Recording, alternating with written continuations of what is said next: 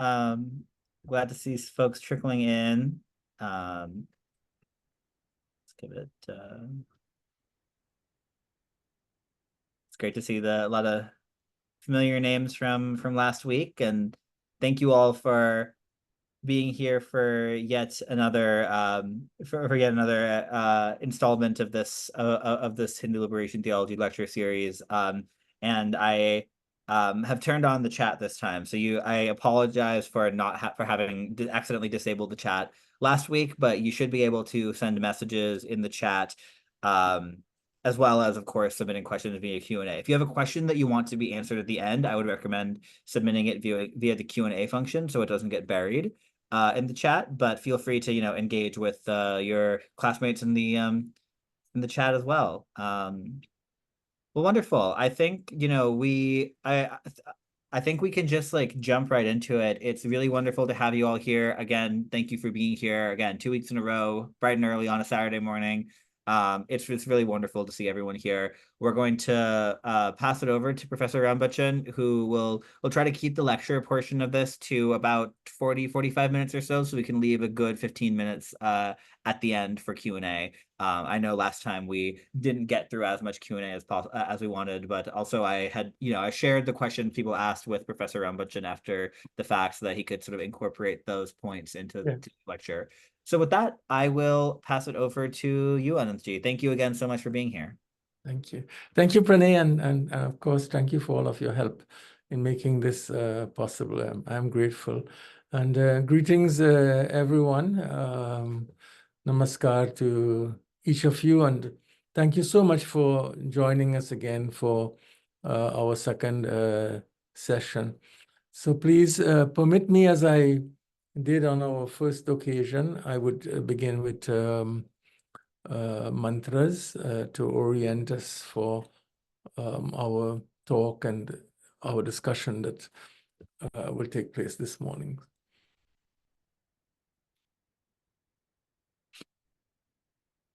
Om Vakratunda Mahakaya Suryakoti Samaprabha Nirvignam Kurume Deva Sarvakaryeshu Sarvada Akhanda Mandalakaram Vyaptam Yena Characharam Tatpadam Darshitam Yena Tasmai Shri Gurave Namah Ajnanatimidandhasya Jnananjana Shalakaya Chakshurun Militam Yena Tasmai Shri Gurave Namah.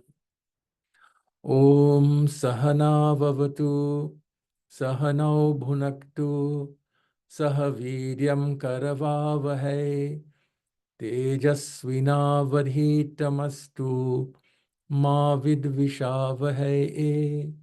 Om Shanti Shanti Shanti. So welcome again, dear friends, esteemed friends. And in the first lecture, our first talk, I was covering and clarifying some of the basic terminology for thinking about Hindu liberation theology. What does theology mean? And also trying to make the case, why do we need Hindu liberation theology? And I also listed some of the obstacles and challenges to the development of Hindu liberation theology.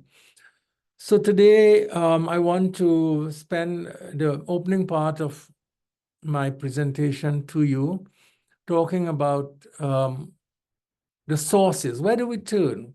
What are the fundamental sources from which we could derive the basic principles of Hindu liberation theology? Where do we ground the ethics, for example, that are necessary for justice, for concern about human well-being, human flourishing?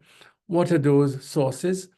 And then in the next part of my talk, I will try to identify a few of the central claims or teachings of the tradition that I think are most relevant to discussions about Hindu liberation theology. And then towards the end, as our time goes, we will look at the implications of some of these teachings. But let me start, first of all, with outlining the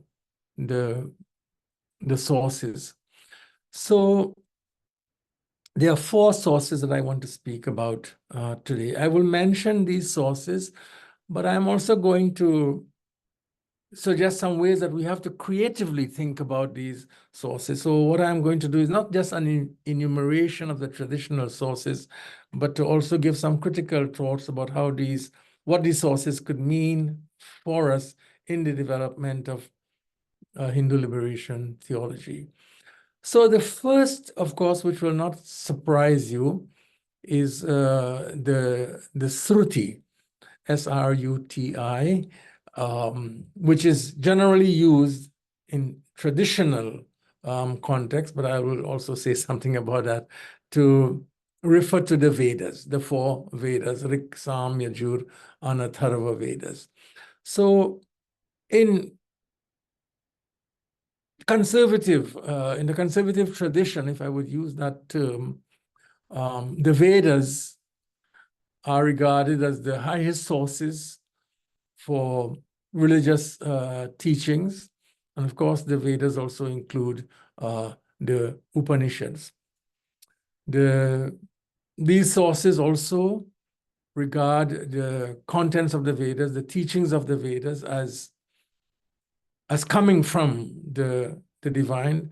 The Rig Veda speaks of itself as the breath of the divine, as the breath of God. One important fact about the four Vedas, and I will indeed speak about a more expansive view of the Vedas as we go along. But first, I ask that you hear what I'm saying. So the Vedas are called traditionally as Sruti, which means that which is heard, because again, the traditional understanding is that the mantras that constitute the Vedas, each Vedic verse is called a mantra, and the rishis of these mantras are called mantra drashtas, the ones who saw, but in this case, perhaps more appropriately, heard these words, memorized them, and then transmitted them orally from teacher to a student. Now, and here is where I want to make an important point that is critical to me for thinking about the Vedas or sacred texts generally and Hindu liberation theology. So hear me out on this. So we regard the Vedas as an authoritative source of religious teachings. However, the arguments for why these texts are important, why we should treat them with seriousness, is not the argument about their divine origin, although this is accepted. But this is not the central argument for the significance of these texts. Why? Because as commentators like Shankara and others have pointed out to us, that arguments for the divine origin of the text become or have a certain circular character about them. In other words, we will say, these texts are authoritative because they come from an omniscient source, but we also learn that this source is omniscient from the texts themselves. So there is a circularity to the argument. So in order to address this problem, we find that the classical commentators make a very different argument. And this argument, I think, gives us an important opportunity for the development of liberation theology. So what is that argument? Permit me to linger here for a few moments, because I use this argument in significant ways in my own work. So the argument here is that the Sruti is authoritative, it is significant, not because it has divine origin, but because it satisfies the criteria of being what is called in Sanskrit a pramana. That's P-R-A-M-A-N-A, a pramana, which is a source of valid knowledge.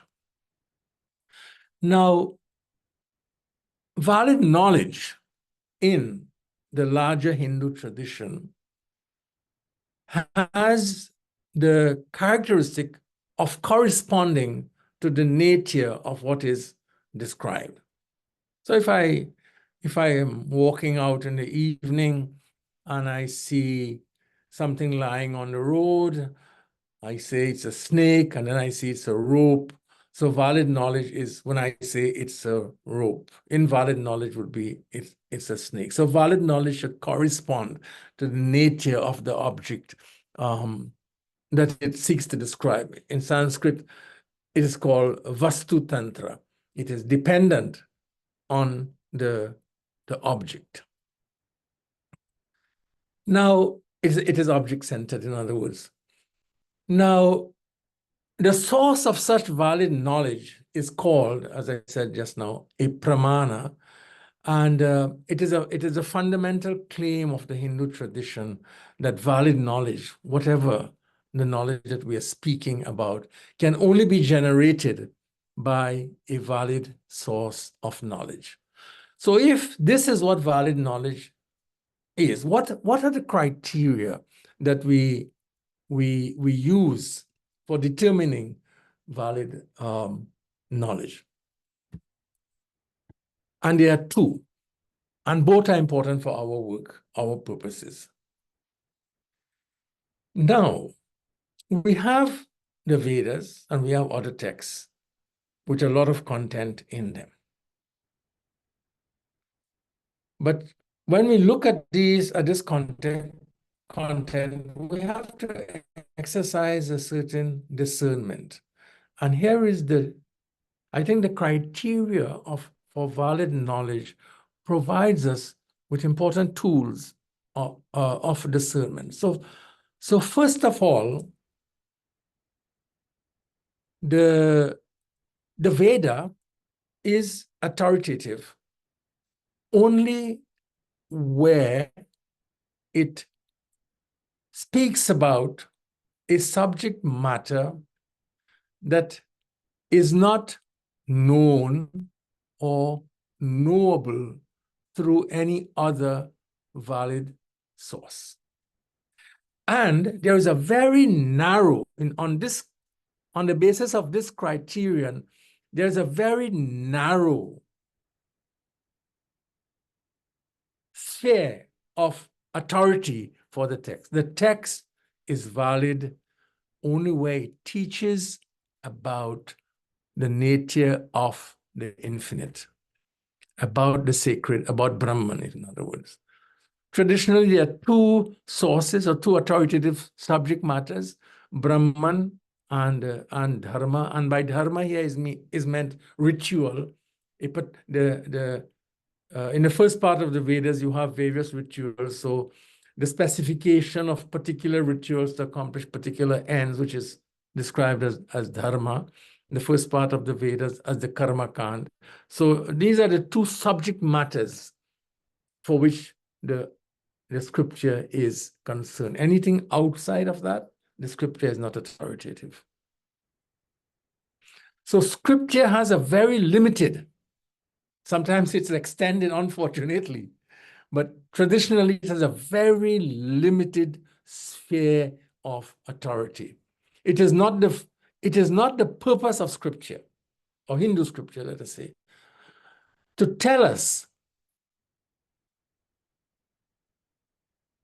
or to inform us of matters that we can know through other valid sources like perception or inference. To give you one example, history. And this is a contrast because many other traditions, understand the scripture to be authoritative also on matters of history. History, I would say, is not within the authoritative sphere of the Vedas. A sacred text may offer an interpretation of the meaning of history, or perhaps some information about certain historical matters, but this is not where it is authoritative. This is not its primary authoritative basis. And if it gets it wrong, also it makes it even worse. So it has a very narrow sphere of authority, and every valid source of knowledge has that restriction, has that limitation, whether it's perception or inference. Now, the second criteria, again, very important for the authority of the Vedas or for any valid source of knowledge. This is broad epistemological thinking that I'm sharing here, broad Hindu epistemological thinking. So it must have a very specific subject matter. And secondly, it must not be contradicted. So non-contradictedness is also an important criteria, which in fact is, I would say, is the crucial test for the validity of knowledge, and the Vedas must satisfy this. So the disclosures, in other words, the disclosures of one valid source of knowledge, and here we are speaking about the Vedas, should not be contradicted by the disclosures of another valid source. So for example, the commentator Shankara says that the teachings of the Vedas cannot be opposed to fact. If it contradicts a well-known fact that is established by an alternative source of knowledge, then we cannot consider that to be true. So the teachings of the text must be subject to critical interrogation. We can't say, once it's said here, then it's valid. No. It cannot be contradicted by what we know. And one of the most famous examples I'm drawing here from Shankara, he says that 100 Vedic mantras, 100 Vedic texts may say fire is not cold, but that doesn't make it right. The fire is cold, sorry, but that doesn't mean that fire is indeed cold, because it contradicts what we know about the nature of fire from perception, which is an alternative valid source. So in other words, when we use a text or we read a text, even though there's a variety of content in it, it doesn't mean that everything that is said in that text is authoritative. It's authoritative when it sticks to its subject matter, which in this case, let us say, is Brahman. And secondly, when what it says about Brahman is not contradicted by what we know from other valid sources of knowledge. So the teachings of the text must be understood within the parameters of human reason and experience, and contradictions cannot go unaddressed. When contradictions occur, then very earnest inquiry is necessary for the resolution of these, and we have to welcome that kind of critical interrogation. And this is a struggle we see in many traditions. If you read texts literally, as some do in, say, in the biblical tradition about the age of the earth, and then you have archaeological and other kinds of evidence that showing, that we have geographical phenomena that are much older than what the scripture claims about the nature of the earth. That's a fundamental contradiction that has to be addressed, and that is recognized as important in the Hindu tradition. So let me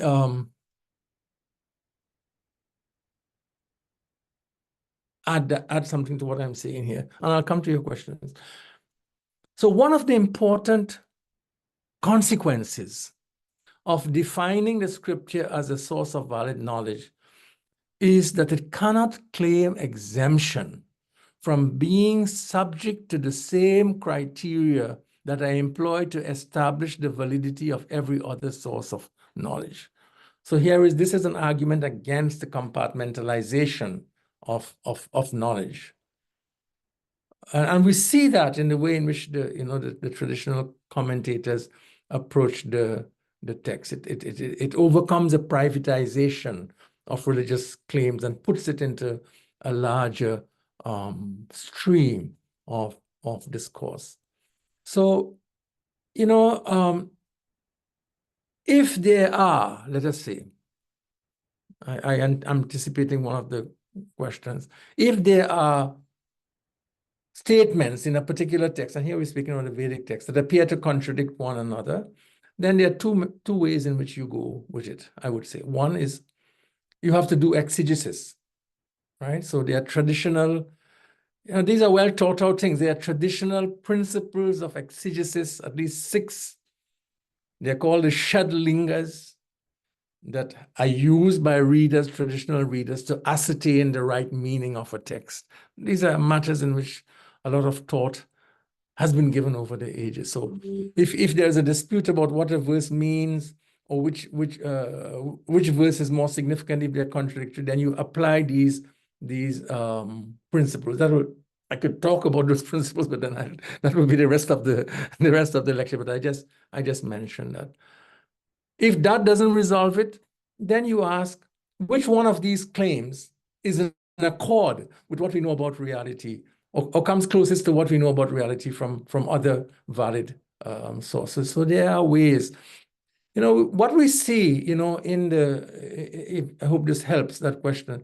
What we see among the traditional commentators, so that, let us say, a commentator is arguing, there's an internal argument going on, and there are lots of internal arguments that have gone on about the meaning of scripture. So the commentator, if he's arguing against an internal opponent who both accept the text, then the argument is largely what we will call an exegetical argument, because we know it's a matter of interpretation of the text. But suppose you're arguing with someone who doesn't come from that tradition. So in the case, let's say a Buddhist, for example, or an atheist, you would never find, you will not find the use of sacred texts being used as sources of authority. There you have to be reasonable, rational argument will then have to be employed, because the other person doesn't accept your source of authority. So you can't use your text as missiles to say, you're wrong because my text has said that. But then because I don't accept your text, therefore your argument has no justification.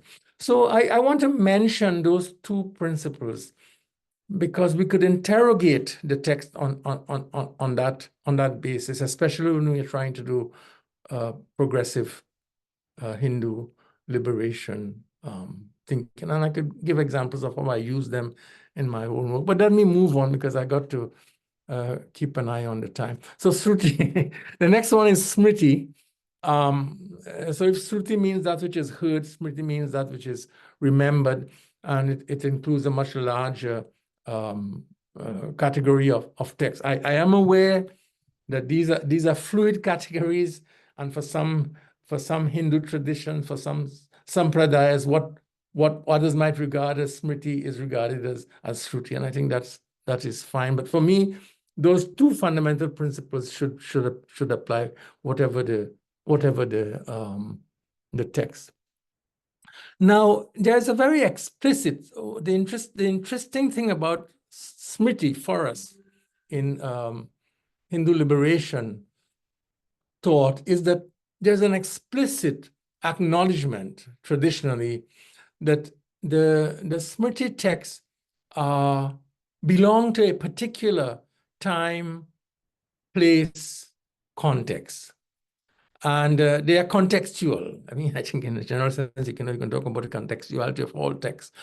But in a very special way, the Smritis are contextual, acknowledged explicitly to be contextual texts that might have particular relevance and validity in a special historical context, which means that we always need new Smritis when our context, time, place, circumstances change. A tradition should be generating new Smritis. So, as I said, the classification, Shruti Smriti, is not a fixed classification, and Smriti texts can also embrace vernacular texts, can also embrace texts that are written oral texts that are still present in so many ways in our tradition. But we could interrogate a Smriti text by saying, but it's contextual. Our contexts have changed, and therefore we need to reinterpret teachings and adapt to the new circumstances of our historical context. So Shruti Smriti. Third, moving along, is called Sadachara, Sadachara, Sadachara, which is the examples, the achara, the examples, the way of being of teachers, gurus who are committed to the tradition, committed to virtue, committed to ethical values. In one of the Upanishads, the Taittiriya Upanishad, on graduation day, the students are told that in life, when you have doubts, athayadite karma vichikitsava, vritta vichikitsava, when you have doubts about moral choices, about what is right and what is appropriate, then what do? You go to the apta. You go to a learned person, and the text describes the qualities, and very beautifully describes the qualities of a learned person, the virtuous person to approach. He or she should be, the word is used, samadarshina, one who looks upon all human beings equally, as having equal dignity, one who is thoughtful, capable of analytical, reflective thinking, one who is committed, yukta is the word is used, but who is also ayukta, capable of independent thinking, who is committed to tradition, but at the same time capable, who is ayukta. His or her commitment does not rule out critical interrogation, one who is not under the authority of a power because of which he or she may give a particular kind of advice, an independent-minded person. Commitment, but independent-minded. All of this terminology is used in Taittiriya Upanishad. One who is aluksha, one who is caring, one who is compassionate, dharma kamasya, who is intent only on discerning what is ethically proper and right in a particular context. So this would be the third source. And I want to say now to all of you that we should extend this category of sadachara to a wide variety of teachers. Of course, male, female.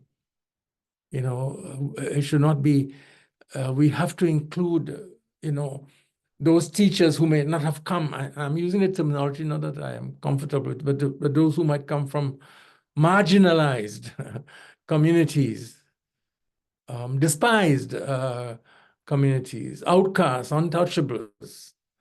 There's no limit to who is the Sadachara, to whom one can turn. And sometimes, even in the Sanskrit texts that are associated with Brahminical communities, we find subversive stories.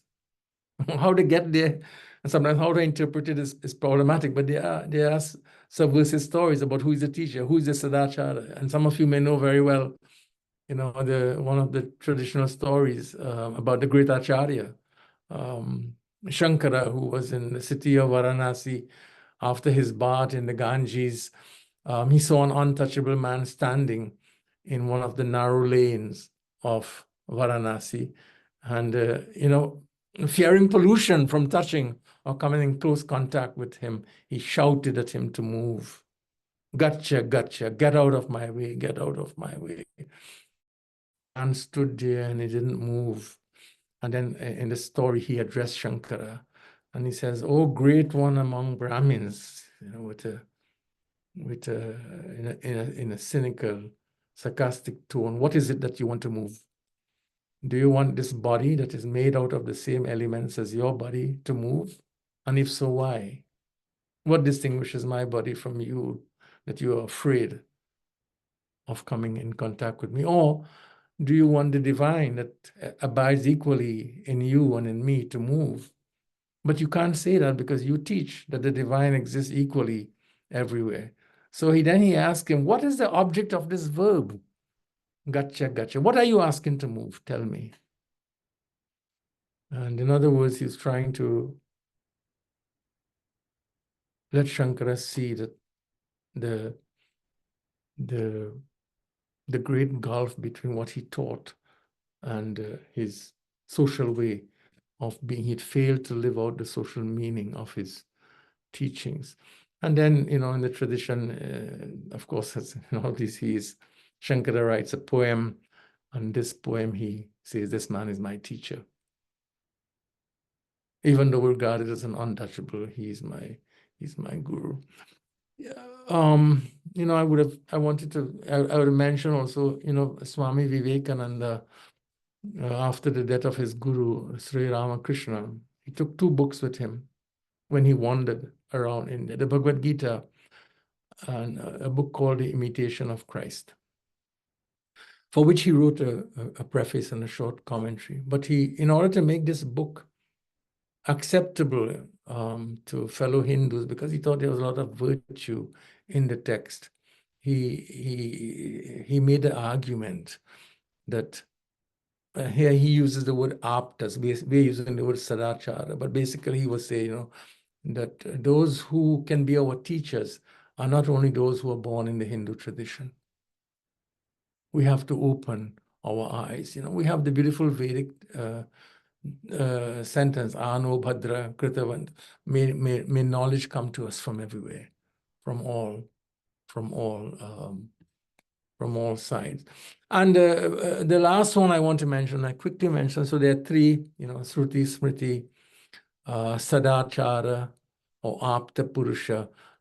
Interestingly, the last one is Atma Santosh. Even after considering the teachings of the Sruti or Smriti and receiving advice and guidance from one who is Samadarshina, one who looks equally at all beings, ultimately it's our choice, Atma Santosh. Where do I stand? Atma Santosh means, conscience. What is your own conscience on this matter? It's a very interesting source, but I just mentioned one thing. At the end of the teachings on the Bhagavad Gita, 18 chapters, if we take the text in that way, and Krishna clearly wanted Arjuna to engage in the battle, but after teaching him, he comes back to this principle, and he says, "Arjuna, yathechasi tatha kuru." You do as you wish. I have given you, my thoughts. You do as you wish. Respect for the freedom of individual choice, individual moral decision. And I think that's a very beautiful source as well. You're not constrained to be bound by tradition, even though you engage in dialogue and discourse with tradition, but ultimately you are a responsible moral agent. You don't concede your agency. Yatha ichasi tatha kuru. As you wish and as you discern, you act. So, Pranay, I would like to move on now to the slides, and perhaps the second slide. Where do we begin? The Chandogya text. Wonderful. Yes, let me share. Yes, I've asked Pranay to share something. Which you said Yes, Chandogya? this one. Yes. Thank you. Of course. Go I ahead. hope you can see my screen. If you can just someone drop a message in the chat if you can see the screen.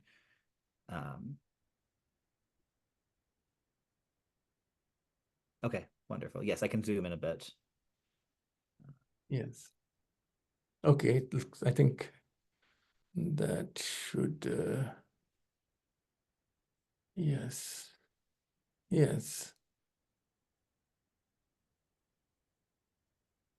Good. I think we're good to go. Yes. Wonderful. So what I want to do in this part of my lecture, and to give us enough time, I see how far I get. And as you can see, to do a very detailed study of these texts is not something that one can rush. We're dealing with very profound matters that require deep thought and reflection. But Pranay has a plan, long-term plan that he will share with you, which will bring us back to the kind of consideration that the dialogue we're having really needs. But here, what I'm trying to do, at least open up some windows, open up some doors. So here I'm going in this part of my lecture to look at some texts. These are not the only texts, so these are not the only sources, but I'm drawing largely from the Upanishads here, because whatever it is, traditionally these are the texts that have been widely accepted as important sources of teaching. But the same teachings can also be found in other sources, in the beautiful poetry of many of the centers of our tradition, also, of course, in many of the Smriti and oral texts. So I'm not offering these texts to say that these are the only sources of the teachings that I want to share. But what I want to do here is to identify some of what I consider to be the core teachings that are sources of Hindu liberation theology. So where do we begin? So perhaps we should begin at the beginning. And that's why I have this text. So this is a text from the 6th chapter of the Chandogya Upanishad. In the beginning, this was being alone, Sada Sat, one only, without a second. Some say that in the beginning, this was non-being, Asat, one only without a second, and from that non-being arose being. But how indeed, dear boy, could it be so? How could being arise from non-being? In truth, in the beginning, this was being alone, one only, without a second. So one of our perennial questions, that we engage with even today, is perhaps the most fundamental riddle of existence, is why is there something rather than nothing? Why are we here this morning as self-aware beings? Why is there something rather than nothing? And as you can see in this text, the teacher makes the argument that existence cannot come out of non-existence. It is an illogical proposition that he argues, so that in the beginning there was not non-existence, if I would put it in that way, but there was existence, Sat. He calls this Sat, the Sat that has always being here. And just names it as Sat. Uses the word Sat before the word Brahman. Ekam, it was one, not two. And from that being, as we'll see, emerges everything. So the next step in the Upanishads, after this affirmation that existence is a Sat, is the emergence of the splendid universe of multiplicity from this one. And there are several important texts speaking in this process. Next one, Pranay, from Taittiriya Upanishad. So again, speaking of this Taittiriya Upanishad, follows Chandogya Upanishad and says, it wished, this one, desired, so kamayata, bahusyam prajayeti, let me be many, let me be more, let me be born. And he undertook a deliberation, and having deliberated, it created. And there's not, while some of the translations give gender, this one being is not gender specific, created all that exists, and that having created entered into that very thing. As you can see, the Mundaka Upanishad uses a variety of analogies to describe the emergence of the many from the one. Very beautiful analogies. As a spider spins out its threads and draws them into itself, as plants sprout from the earth, as head and body hair grow from a living person, so from the imperishable all things here spring. Move down a bit, Pranay. Yes. And this process of bringing forth the many is repeated. It created fire, and fire willed, may I become many, may I grow forth. It created water, and therefore whenever a man grieves and perspires, then it's from fire that water issues. And then water willed, may I become many, may I grow forth. It created food, and therefore whenever it rains, abundant food grows there. It is from rain that food for eating is produced. So the point is that this initial creative moment, Big Bang, the initial creative moment of multiplication from this one is replicated throughout the universe, is replicated. We multiply, everything is multiplied, and everything is in a fundamental way interdependent. But what is important is that I want to emphasize in all of these texts is that this one is the sole source of the many. There is no other cause. There's no cause separate. There's no reality parallel to this one from which the many have come. Everyone has come from this one. So you have, the Sat described as that from which all have come, that by which all are sustained, that to which all return. And this is not, because it's often easily misunderstood. I just mentioned it. It's a very deep theological discussion. This is not a simple pantheism, by which I mean a sort of a simplistic, literal transformation of the one Sat into the many. It's a unique process by which the one brings forth the many without being depleted or exhausted by this act of self-multiplication. So what is clear from all of these teachings is that everything exists in this, everything and everyone comes from this one. Everything exists in that one, and that one is present equally in everything and in everyone. There's nothing outside, or no one outside of this reality, no one in whom this reality is not fully and equally present. And therefore you have the beautiful Isha. Next slide. I just probably stop there. Yeah. The beautiful Isha Upanishad text, all that exists in this world of change is covered. Isha Upanishad uses the beautiful word Isha. That's why it is called the Isha Upanishad. Isha Vasyam Idam Sarvam Yat Kinchat Yatkincha jagatyam jagat. Everything that exists in the world is covered or enclosed in the Sat, in the divine. So we are invited to see everyone and everything enfolded in this one divine.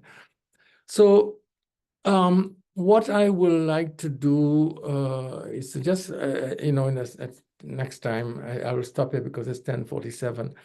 I'll just point out a few other teachings, but the more fundamental question I would want to ask substantially in our next talk is, what are the implications of these for Hindu liberation? How can we then apply these to our own context?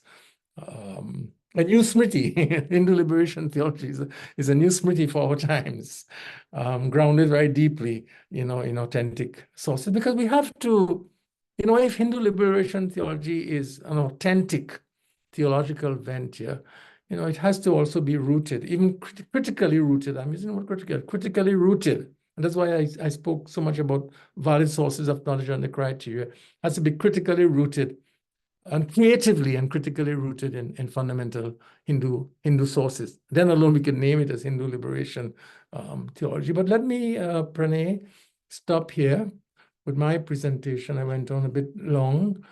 Hopefully I didn't tire out our attendees today, but look at some of the questions.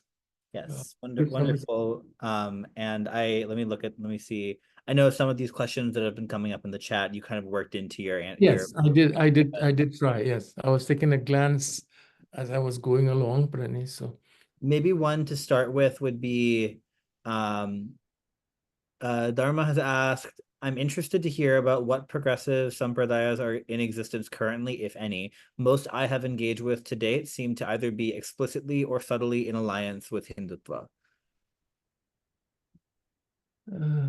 let me see if I can. Yes, the search for progressive sampradayas, as Pranay and Sunita ji and other members of Hindu for Human Rights know well, is an ongoing search. It's a difficult search, and Hindus for Human Rights has been embarking on that search.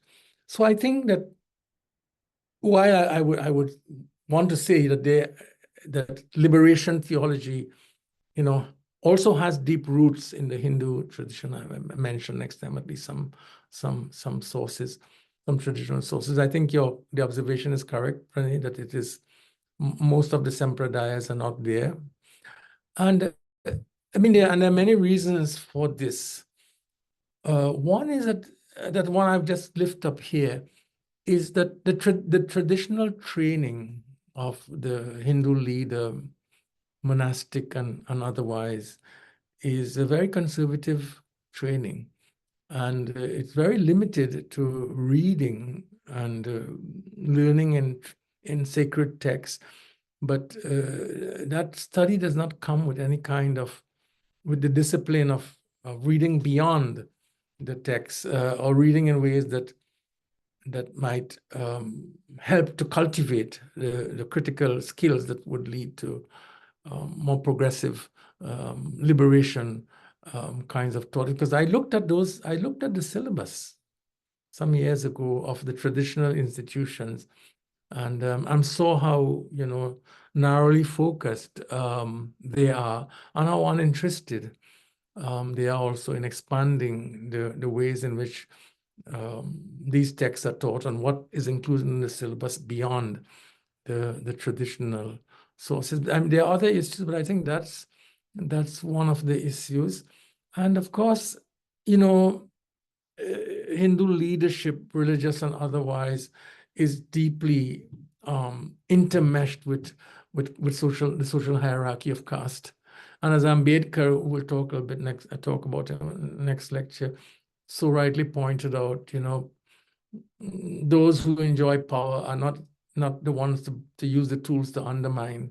They're not often interested in the tools that undermine the positions of power. So there's a lot of resistance to change that would then lead to dissemination of power. But that's my response to that one. Let's move on, Pranay. Wonderful. Thank you for that answer. And I'm just looking into what other questions have been asked. I see in the chat, Hrishikesh has asked, would it, I think based on what you were, when you were going through the sections from the text when the screen was being shared, Hrishikesh has asked, would it be accurate to say that the argument for equality in the social sphere comes from the metaphysical equality of all as being parts of Brahman? Yes, and I would make that point more powerfully, Rishikesh, next week, because I think that, and I make one comment on your important question. I think what we see is that this teaching on what you call the metaphysical unity or the oneness, the unity of human beings, in fact, the unity of all living beings, is clearly affirmed. But what has been the problem is that then it is not translated into the social sphere. So what we have is a compartmentalized thinking about unity as a virtue in the spiritual sphere, but without any application to the transformation of the social sphere. And we see this in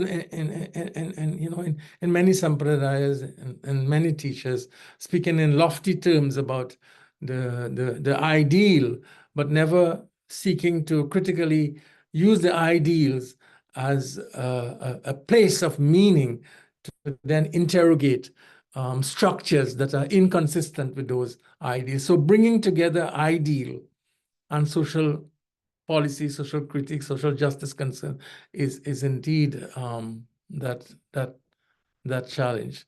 So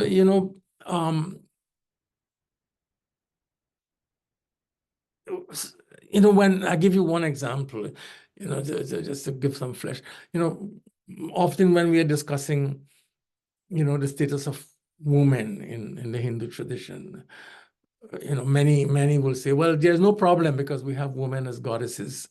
We give such high status to women. They are devis, they are feminine divine form. All of this is true. But what does it mean in the social sphere?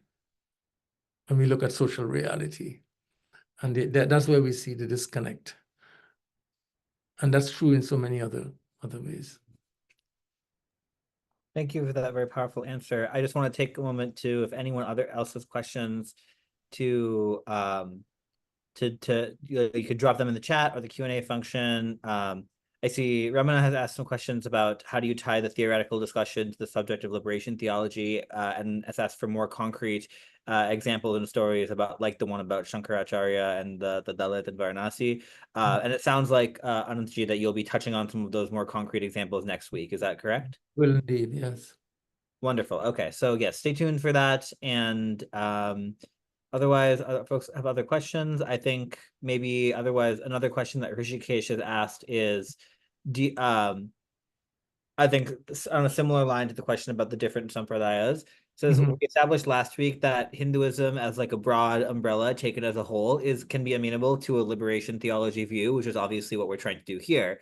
But he asks, do you think that some traditions are too conservative and ossified for the project to be viable? Or do you think that all sampradayas and Hindu traditions are capable of being turned towards justice and liberation? Which is a really great question. I'd love to hear your thoughts. It's a very good question. I would want to say, as a brief response, Rishikesh, that I think that in the teachings or the grounds for the development of Hindu liberation theology, by which we mean, the concern for justice, the overcoming of oppression, the dismantling of social hierarchies. I think the teachings where one can ground that kind of work are present in most of the sampradayas, if not all of them, because the sources that we're looking at, those are very core traditional claims of Hindu traditions. But not all of them are willing to embark on the difficult work of contesting those hierarchies, addressing those disparities, those structures of injustice that do exist. And how do we, engage them in that discussion? I think it's, I would like to. I don't want to speak about Hindu liberation theologies in ways that shut the door to good conversation with very conservative sampradayas. I would like to leave the doors open and to find ways to engage in this discussion. Last year I went to Varanasi, and I gave a lecture on Hindu liberation theology at Banaras Hindu University. I know that there were some who didn't agree with what I am sharing, what I shared there, what I am sharing here this morning about this. But there were many young people, I would say, many young teachers at the university who I spoke to afterwards, and I could tell that they exhibited great interest in this kind of project and in this kind of work. And I felt some sense of hope, even though I realized that it's a difficult journey ahead.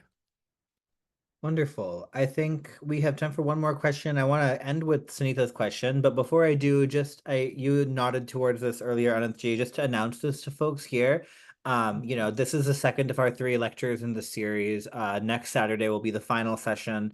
But we definitely don't want the conversation to end here. And, we've been I've been having a lot of conversations with members over the last few weeks, and many people have expressed a lot of interest in continuing this work around liberation theology. Ultimately, HFHR is we're a political home for people, but we also want to be a place to have these philosophical and spiritual conversations. So we're going to be forming, from among those of our members who are interested, a liberation theology working group to keep carrying these forward. That we very member driven in terms of what folks feel like they want to prioritize working on. Many folks have expressed interest, for example, in monthly satsangs, where maybe we pick a text or a story or a philosophical concept and have an in-depth back and forth discussion about it. Anantji has very generously offered to continue to be involved in helping to facilitate that. So just making that announcement now, that if that's something you might be interested in, make a note of it. We'll be sending out more information later with sort of an interest forum for folks who want to be involved in that. But just so I know many people have said they don't want this to be a just these 3 sessions and then be done. So I think with that, let's finish with the question that Sunita had asked, which is there such a thing as Dalit Hindu liberation theology? I think that's an important question. Sorry, go ahead.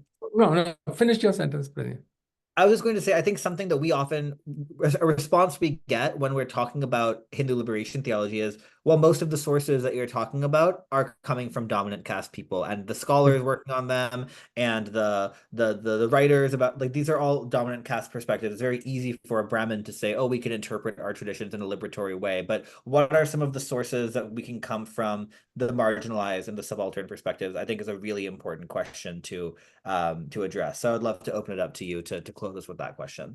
So again, a quick response. After I wrote my book on Hindu liberation theology, which, as you know, Sunita ji and Pranay and others, I located it in a particular sampradaya, which is the non-dual Advaita sampradaya. But I also made the call in that book for other sampradayas to take up this work. And because I express hope that it can be done in other sampradayas.